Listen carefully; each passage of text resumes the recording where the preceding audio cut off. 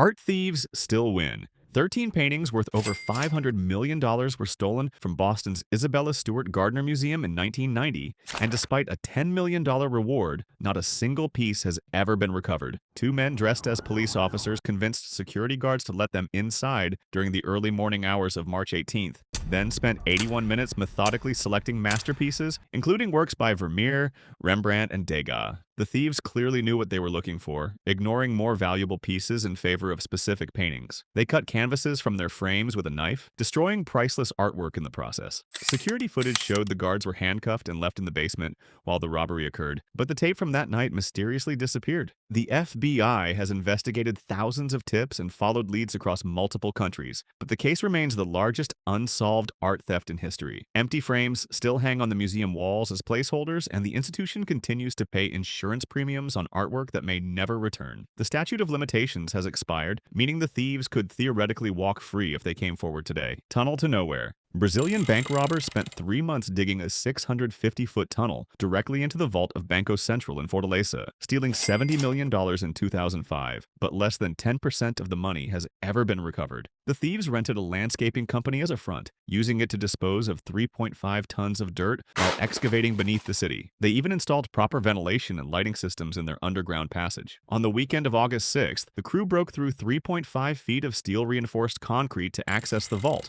loading 164 million rays into bags over several hours. The tunnel was so professionally constructed that it included wood-reinforced walls and a drainage system to prevent flooding during Brazil's rainy season. Police arrested 8 suspects and recovered only $8 million, despite the massive investigation that followed. Most of the bills were unmarked and untraceable, making them easy to launder through Brazil's cash-heavy economy. The tunnel itself became a tourist attraction, with locals calling it one of the most impressive engineering feats in criminal history. Diamond Vault defeated. Thieves cracked the world's most secured diamond vault in 2003, stealing over $100 million from Antwerp's Diamond Center. Yet most of the gems have never been recovered, despite the criminals being caught. Leonardo Notarbartolo, a career jewel thief, spent 2 years studying the building's defenses, even renting an office inside to observe security routines. The vault was protected by 10 different security systems, including heat sensors, motion detectors, and a magnetic field that could detect metal objects. Over the weekend of February 15th, Notarbartolo's team disabled the alarm systems using a can of hairspray to block the heat sensors and a piece of tape over the light detector. They burned through the massive steel door with a custom torch, then cracked 123 individual safety deposit boxes belonging to diamond dealers and collectors from around the world. Police caught the gang after finding a bag of diamond dust and partially burned evidence in a forest outside Antwerp, but recovered less than $20 million worth of stones.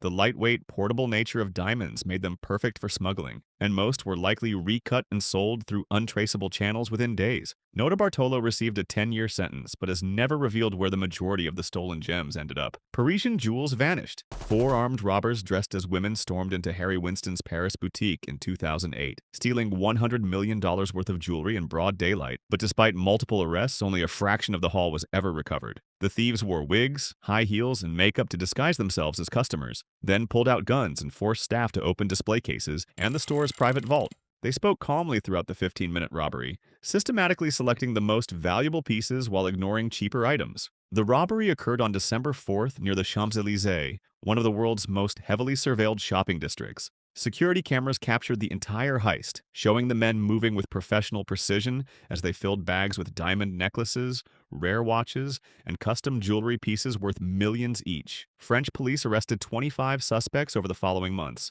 including the alleged ringleader who was caught trying to fence stolen goods in Switzerland. However, investigators recovered only about $20 million worth of jewelry, with the remainder disappearing into international black markets. Most of the stolen pieces were one-of-a-kind items that were likely broken down and sold as individual stones, making them impossible to trace or recover. Gold melted beyond recognition. 6 armed men stole £26 million worth of gold bullion from Heathrow Airport in 1983, then successfully laundered nearly all of it by melting the bars down and selling the metal through legitimate dealers. The Brinks Mat robbery occurred on November 26th, when the gang expected to find £3 million in cash at a security warehouse, but instead discovered 3 tons of gold bars, platinum, and diamonds belonging to Johnson Matthey Bank. The thieves poured gasoline over the guards and threatened to set them on fire unless they revealed the combination to the vault. Once inside, they realized they needed trucks instead of getaway cars to transport the massive haul of precious metals. The gold bars were marked with serial numbers and smelter stamps that made them traceable through official channels. Within months, the stolen gold was being melted down in secret foundries across London and recast into unmarked ingots that could be sold legally. Police arrested several gang members and corrupt gold dealers but recovered less than £2 million worth of the original haul. The remaining gold entered the legitimate market so successfully that experts estimate some of it may still be circulating in jewelry stores and banks today, completely untraceable after being refined multiple times. Depot raiders disappeared. Armed kidnappers forced a Securitas cash depot manager to help them steal £53 million in 2006, making it Britain's largest cash robbery, yet most of the money has never been found, despite the gang being imprisoned. The criminals spent months planning the heist, kidnapping manager Colin Dixon and his family on February 21st as he drove home from work in Tonbridge, Kent. They disguised themselves as police officers during the initial abduction, using fake uniforms and a modified van to appear legitimate. The gang held Dixon's wife and young son hostage while forcing him to return to the depot, with several accomplices disguised as his colleagues. They tied up the real security guards and loaded £53 million in used banknotes into a white van, completing the robbery in just 38 minutes. Police arrested 13 people within months, using DNA evidence and surveillance footage to track down the kidnappers and their associates. However, investigators recovered only about £20 million, with the remainder vanishing completely. The stolen notes were mostly £10, £20, and £50 denominations that were easy to spend without detection, and the gang likely laundered the money through multiple countries before being caught. Inside job gone wrong. A Dunbar armored employee stole $18.9 million from his own company in 1997, recruiting friends to help him rob the Los Angeles depot where he worked, but most of the cash disappeared even after the thieves were caught. Alan Pace III used his security access and knowledge of procedures to disable alarms and cameras on the night of September 12th, allowing his accomplices to enter the facility without triggering any warnings. The gang loaded the money into a U-Haul truck during the Pace's regular shift, taking advantage of his legitimate presence in the building to avoid suspicion. They targeted the depot's weekend cash reserves, which were stored temporarily before being distributed to banks on Monday morning. The heist went undetected for hours because Pace simply reported for his normal duties the next day. FBI agents arrested Pace and 5 accomplices within months after tracing rental records and following suspicious spending patterns among the crew. However, investigators recovered only $4.9 million of the stolen cash, with the remaining $14 million never located. The gang had apparently hidden the bulk of the money in locations they never revealed, even when facing federal prison sentences that ranged from 5 to 24 years. Hackers vanished millions. Cybercriminals stole $81 million from Bangladesh's central bank in 2016 using fraudulent wire transfer requests. But despite international investigations, only $15 million has ever been recovered. The hackers spent months infiltrating the Bangladesh bank's computer systems, studying how legitimate transactions were processed through the SWIFT international banking network that handles trillions of dollars in daily transfers. On February 4th, the criminals submitted 35 fake transfer requests worth nearly $1 billion, timed to exploit weekend delays when fewer staff were monitoring transactions. They successfully moved $81 million to accounts in the Philippines and Sri Lanka before bank officials discovered the breach on Monday morning. The transfers were designed to look like routine international payments to avoid immediate scrutiny. Investigators traced some of the money to Philippine casinos, where criminals often launder stolen funds because gaming regulations create reporting loopholes. However, most of the cash was withdrawn immediately and converted to untraceable assets before authorities could freeze the accounts. The hackers used sophisticated malware that deleted transaction records and disabled printer systems that normally alert staff to large transfers, making their digital heist nearly perfect. Belfast money evaporated. Armed robbers stole £26.5 million from Northern Bank's Belfast headquarters in 2004. Holding employees' families hostage to force cooperation, yet none of the money has ever been recovered despite widespread suspicion of IRA involvement. The criminals kidnapped bank official Chris Ward and his family on December 19th, while simultaneously taking supervisor Kevin McMullen and his family hostage at their homes across the city. The gang held the families overnight, then forced Ward and McMullen to return to work, normally on December 20th, while their loved ones remained captive. During regular business hours, the two men were ordered to help load millions of pounds in cash into bags, making the theft appear like routine bank operations to avoid suspicion from other employees and security cameras. Police questioned dozens of suspects linked to Republican paramilitary groups, but no arrests were ever made for the actual robbery. The stolen notes were mostly older denominations that the Bank of England was planning to replace anyway, leading to speculation that the thieves had inside information about currency rotation schedules. Northern Ireland authorities believe the money was used to fund illegal activities for years, but its untraceable nature meant it could be spent normally without detection. London vault cracked. Thieves posed as customers to case the Knightsbridge Security Deposit Center in 1987, then returned with guns to steal $98 million worth of cash, gold, and jewels from safety deposit boxes, but the fortune vanished despite arrests. Valerio Vice, an Italian career criminal, visited the vault multiple times as a legitimate customer, studying security procedures and identifying the most valuable boxes belonging to wealthy clients. On July 12th, Vice and his accomplices arrived during business hours carrying sports bags, then pulled out weapons and forced staff to open the vault at gunpoint. They spent 2 hours systematically drilling into 120 safety deposit boxes, selecting contents based on their insider knowledge of which customers stored the most valuable items. The robbery occurred in London's exclusive Knightsbridge district, where wealthy Middle Eastern and European clients kept fortunes and untraceable assets. Police arrested Vic and several gang members, but recovered only a fraction of the stolen wealth. Most of the cash and jewelry had already been moved through international networks that specialized in laundering high-value stolen goods. Vicky was sentenced to 22 years in prison, but never revealed the location of the missing millions, taking the secret to his grave when he died in 2000. Hotel jewels never found. Masked gunmen stole $60 million worth of gems from the Carlton Hotel in Cannes during the 1994 film festival, executing one of the most brazen daylight robberies in French history, yet none of the jewelry has ever been recovered. The thieves struck on August 11th during peak tourist season, when the hotel was hosting an exclusive exhibition of Van Cleef & Arpels jewelry for wealthy festival guests and international buyers. 3 men carrying submachine guns burst through the hotel's main entrance at 4 p.m., ordering everyone to lie on the ground while they smashed display cases in the hotel lobby. They targeted the most expensive pieces, including rare pink diamonds, emerald necklaces, and custom-designed brooches worth millions each. The entire robbery lasted only 4 minutes before the gunmen escaped on motorcycles waiting outside. French police arrested several suspects over the following years, including members of organized crime groups known to specialize in high-end jewelry theft. However, investigators never recovered a single piece from the stolen collection, despite raids across Europe and cooperation with international law enforcement. The portable, untraceable nature of the gems made them perfect for immediate smuggling, and experts believe they were likely recut and sold through underground networks within hours of the heist. Diamond District devastated. Armed robbers disguised as customers walked into Graff Diamonds London showroom in 2009, stealing $65 million worth of jewelry in broad daylight, but despite arrests, only a tiny fraction was ever recovered. The 2 men entered the Bond Street boutique on August 6th, wearing business suits and behaving like typical wealthy clients, then pulled out handguns and forced staff to fill bags with the store's most expensive pieces. The thieves specifically targeted rare-colored diamonds, custom necklaces, and one-off pieces that were worth millions individually, ignoring cheaper items that would be harder to resell. They spent 10 minutes carefully selecting inventory while holding staff at gunpoint, demonstrating detailed knowledge of which pieces were most valuable and portable. Police arrested 4 men within weeks, tracing the getaway car and following mobile phone evidence that connected the robbers to previous jewelry thefts across Europe.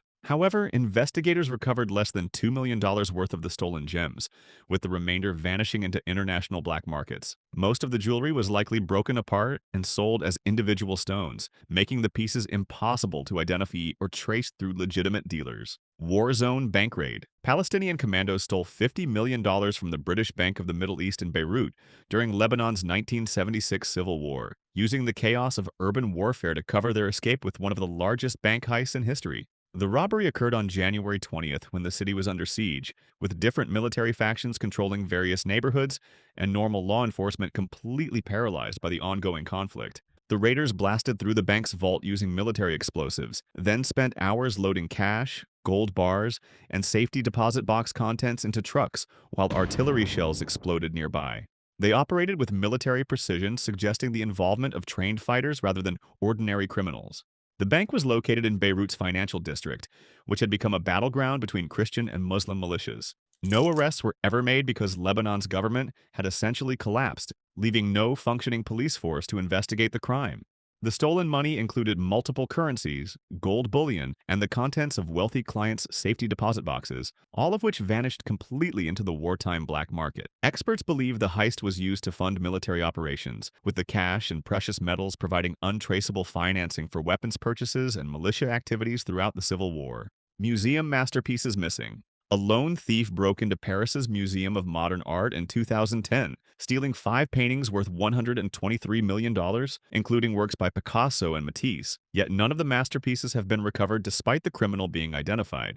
Vieran Tomic, known as the Spider-Man for his climbing skills, cut through a window security grate and bypassed motion detectors on May 20th, spending hours alone in the darkened galleries. The thief carefully selected 5 specific paintings from different periods, including Picasso's The Pigeon with Green Peas and Matisse's Pastoral, demonstrating detailed knowledge of which works were most valuable and marketable. He left behind dozens of other famous pieces worth millions, suggesting the theft was commissioned by specific collectors rather than opportunistic. Police arrested Tomic in 2017 based on DNA evidence and surveillance footage, but he claimed to have panicked and thrown the paintings in garbage containers shortly after the theft. Investigators never found any trace of the destroyed artwork, despite extensive searches of Paris landfills and waste processing facilities. Art experts believe the paintings are more likely hidden in private collections or have been sold through underground networks that specialize in stolen masterpieces, making recovery extremely unlikely. Airport cash vanished. The Lufthansa heist at JFK Airport in 1978 netted $6 million in cash and jewelry, inspiring the movie Goodfellas. But most of the money was never recovered despite extensive FBI investigations and multiple arrests. Jimmy Burke and his crew targeted a Lufthansa cargo building on December 11th, knowing that Monday mornings brought weekend cash shipments from European casinos and banks back to German financial institutions. The robbers held security guards at gunpoint for over an hour while loading unmarked bills and jewelry into a van, making off with what was then the largest cash robbery in American history. They had inside information from cargo worker Louis Werner, who owed massive gambling debts and provided details about security procedures and shipment schedules. Burke systematically murdered most of his accomplices over the following months to eliminate witnesses, but investigators recovered less than $1 million of the original haul. The bulk of the cash disappeared into Burke's loan sharking and illegal gambling operations, where unmarked bills could be laundered easily through New York's underground economy. Werner was arrested and convicted, but Burke was never charged with the actual robbery, taking the secret of the missing millions to his grave in 1996. Train robbers kept millions. The Great Train Robbery of 1963 saw 15 men steal £2.6 million from a Royal Mail train in England, but despite numerous arrests and convictions, most of the money was never recovered. The gang stopped the Glasgow to London mail train near Ledburn by tampering with railway signals on August 8th, then forced the engine driver to move the train to a pre-selected location where they could unload 120 mail sacks containing used banknotes. The robbers had inside information about the train's cargo from a postal worker, knowing it carried an unusually large cash shipment being returned to London banks for destruction. They loaded the money into Land Rovers and escaped to a remote farmhouse where they planned to lie low for several weeks while the initial police response died down. Police arrested 13 gang members within months after finding fingerprints at the farmhouse hideout, but recovered only £400,000 of the stolen cash. The remaining £2.2 million had been hidden in locations that most of the robbers never revealed, even when facing long prison sentences. Some gang members like Ronnie Biggs escaped from prison and lived as fugitives for decades, but the bulk of the missing money was never found despite intensive searches and ongoing investigations. Elderly thieves strike gold. A group of aging career criminals drilled through a concrete wall to steal $20 million from London's Hatton Garden Safe Deposit Company in 2015. But most of the valuables remain missing despite the Grandad gang being caught and imprisoned. The crew, with an average age of 63, spent Easter weekend boring through the vault's reinforced wall using heavy-duty diamond-tipped drilling equipment that took hours to penetrate the 2-foot-thick barrier. Brian Reeder, 76, led the operation alongside other pensioners including plumber Hugh Doyle, 48, and jeweler Carl Wood, 58, who brought decades of criminal experience to the job. They disabled the building's antiquated alarm system and ransacked 73 safety deposit boxes, belonging to jewelry dealers, gold traders, and wealthy individuals who stored valuables in the heart of London's Diamond District. Police arrested 9 men after reviewing surveillance footage and following digital evidence, but recovered only about $4 million worth of stolen goods. The gang had melted down gold jewelry and disposed of identifiable items within days of the heist, while keeping untraceable cash and precious stones. Most of the elderly thieves received prison sentences ranging from 6 to 7 years, but investigators believe the majority of the loot was hidden in locations they never disclosed. Parachutist never found. Dan Cooper hijacked a Boeing 727 in 1971, demanded $200,000 in ransom money, then parachuted into a stormy night over Washington state and vanished forever along with the cash. The well-dressed man boarded Northwest Orient Flight 305 from Portland to Seattle on November 24th, ordered bourbon and soda, then handed flight attendant Florence Schaffner a note, claiming he had a bomb in his briefcase. Cooper appeared calm and polite throughout the hijacking, even ordering another drink while the plane circled Seattle waiting for authorities to deliver his demands. He specified that the ransom be paid in $20 bills and requested 4 parachutes, then released the 36 passengers after the money was loaded aboard. Cooper instructed the crew to fly toward Mexico City at low altitude and reduced speed, creating ideal conditions for his jump. At 8 p.m. during a severe rainstorm, Cooper lowered the aft stairs of the 727 and jumped into the dense forests of southwestern Washington, wearing only a business suit and tie.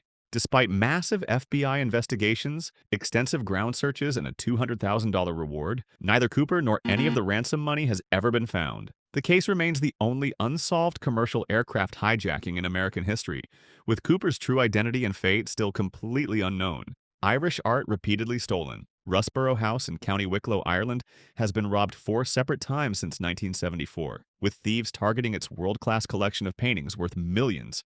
Yet most of the stolen masterpieces have never been recovered. The Georgian mansion housed the Beat collection, including works by Vermeer, Goya, and Gainsborough that made it one of Europe's most valuable private art collections in a relatively unguarded country home. The first robbery in May 1974 saw IRA members steal 19 paintings worth $19 million, including Vermeer's Lady Writing a Letter with Her Maid, holding the family at gunpoint while they selected the most valuable pieces. Subsequent heists in 1986, 2001, and 2002 targeted different paintings, with criminals showing detailed knowledge of which works were most marketable on the international black market. While some paintings were eventually recovered through police operations across Europe, the majority remained missing decades later.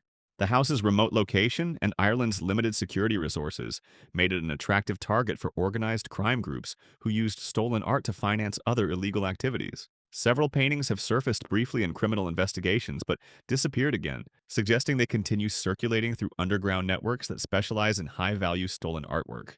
Van Gogh Museum stripped. Thieves broke into Amsterdam's Van Gogh Museum in 2002, stealing 2 irreplaceable paintings worth $30 million in just 4 minutes. But the masterpieces weren't recovered for 14 years, and their location during that time remains a mystery. The burglars used a ladder to climb onto the museum roof on December 7th, then smashed through a reinforced window to bypass ground-level security systems that would have triggered immediate alarms. The criminals specifically targeted View of the Sea at Scheveningen and Congregation Leaving the Reformed Church in Nuenen, 2 early Van Gogh works that were small enough to carry but valuable enough to make the high-risk break-in worthwhile. They ignored dozens of other paintings and completed the theft before police could respond to the delayed alarm system. Dutch police arrested suspects within months, but the paintings vanished completely until 2016, when Italian authorities discovered them during a raid on a mafia boss's home near Naples. The artwork showed signs of damage from improper storage, and investigators never determined how they traveled from Amsterdam to Italy or who possessed them during the missing 14 years.